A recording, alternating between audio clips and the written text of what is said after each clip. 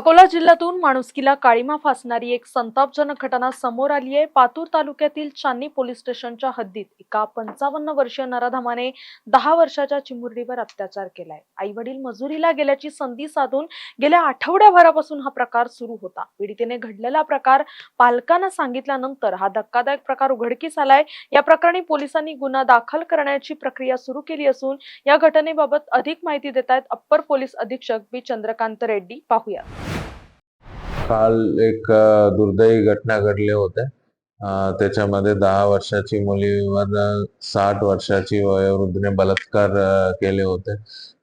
त्याच्यानंतर आपल्याला माहिती भेटल्यानंतर त्वरित आपण गुन्हा दाखल केले आणि काल रात्री अंदाजे 9 वाजता गुन्हा दाखल झालेले आणि आपले शोध पण चालू आहे। सध्या पोलीस सर्व प्रकारची शोध चालू आहे, म्हणजे आता टेक्निकल शोध चालू आहे आणि ह्युमन इंटेलिजन्स काढून पण तेच पण चालू आहे। आपल्याला बऱ्यापैकी लीड भेटले आणि मी नक्कीच सांगतोय आता आज रात्रीपर्यंत आरोपी आपल्या कस्टडीमध्ये येईल।